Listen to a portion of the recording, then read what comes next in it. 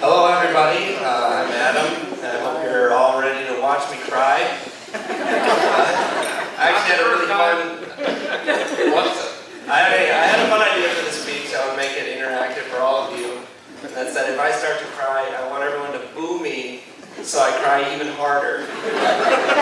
Also, Kyle, I turned this cue card into a man card so I can give it to you after the speech if I did cry.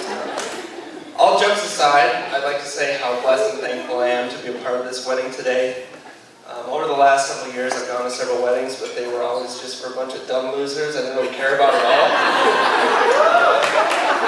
So to be a part of a wedding where I'm surrounded by all the people I love the most in the world means a lot to me. I know typically the best man will only really talk about the groom in his speech, but I feel compelled to say a few words for each of you individually, as well as some words about the couple at the end. So, first of all, Harold. You're a stud, I love you, but this wedding just isn't about you, no matter how much you want it to be, and I'm not going to talk about you anymore in my speech, okay? So, moving on.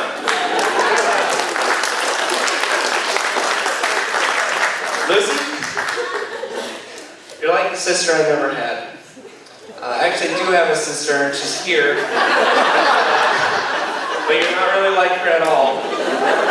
So I stand by what I said. You're like a different sister I never had. I'm always amazed by your creativity and how fluently you seem to pick up new crafty skills. For example, since I've known you, you've done cross-stitching, knitting, sewing, playing piano, making that tiny little room with the tiny furniture, writing poetry, making clothes, and you help build the archway for your ceremony. It's all very amazing stuff. I love your unique, quirky sense of humor. It still takes me by surprise even after all these years. I love you, and I'm incredibly lucky to have you as a friend. Devin, when I first saw your picture on Facebook before we moved in together, I thought to myself, wow, this kid for sure does drugs. It was a combination of your super long hair and me being a judgmental douchebag. Then when I met you in person and you had your hair cut, I was like, alright, this kid is nice and cool. The moment I knew you were going to be my best friend forever was when we were riding on the bus together during the state fair, and we saw a woman leaving the state fair wearing a giant paper pickle hat, and we just made fun of her the entire rest of the bus ride. What a terrible person she was because of how stupid her hat was. What a dumb idiot. I lived with Devin for all 4 years in college, 2 years in the dorms, and then 2 years in a duplex. And there are some noteworthy things I noticed about living with him. First of all, he does this thing where when he's sleeping, his mind will subconsciously suck his drool back up into his mouth. I was going to tell him that. And it makes this loud slurping sound, like... And I was going to tell him, I'm just kidding, it was me. That's me that does that. So self-conscious. The weirdest thing actually about living with Devin is how considerate he is. If there's anyone within earshot at all while he's playing video games or watching a movie, he'll turn down the TV way too low or mute it or put on headphones because he never wants to be heard. Like, we'd be watching a movie together and I swear he would just mute the TV because I was there. Bizarre. Devin, I've always found your selflessness to be amazing, especially considering you're an only child. Your parents should write a book and title it something like How to Raise One Kid Without Any Siblings and How to Still Not Turn Out to Be a Terrible Person. It's a working title. I love seeing your focus and determination when you set your mind to a new project. I admire your strong morals and your character. Your wit and your sharp sense of humor are matched only by that of your new wife. I love you. Now, for the last part of my speech, I'd like to say some words about the couple who I've gotten to watch grow and mature, both as individuals and as partners. When I found out Devin was going into freshman year of college with a high school girlfriend who went to a different college, I was like, alright, well this is never going to last.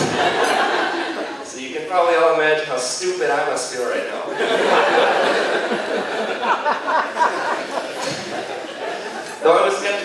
first, I quickly began to notice how much Devin cared and how hard he tried. For example, he covered the song Brown Eyed Girl for Lucy for Valentine's Day one year. He made a video game about their relationship. And he would skateboard from our dorm to St. Thomas to see her because he didn't have a car. Incredible stuff. The kind of stuff I would never do for a girl. Which is why I'm 26 and single and he's getting married today. It's probably that and the drilling in my sleep thing. Anyways, the first 2 years living in the dorms, I saw how much he cared. Then for a third year of school, we wanted to accept Lucy into our home because she's pretty cool and I liked having her around. But I was kind of nervous about living with a dating couple as well as living with a girl for the first time.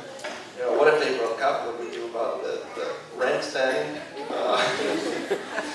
What was it going to be awkward being a third wheel all the time? Were there just going to be tampons everywhere?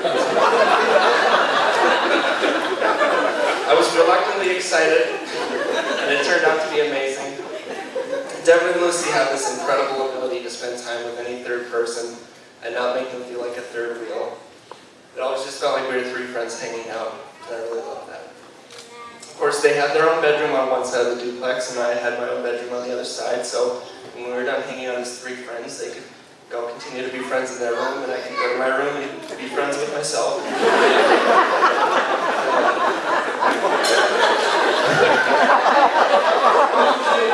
I'm sure for any young couple, those first few years of living together are a formative and important time, so I kind of like to think that in some small way I might have helped ease those tensions, and in fact, I'm the only reason that you stayed together at all.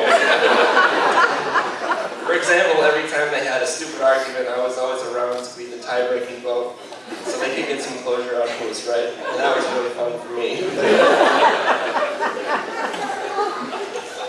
The years I spent living with Devin and Lucy are some of the best years of my life, and even after we moved out of the duplex, graduated from school, and got our adult jobs, our friendship stayed strong.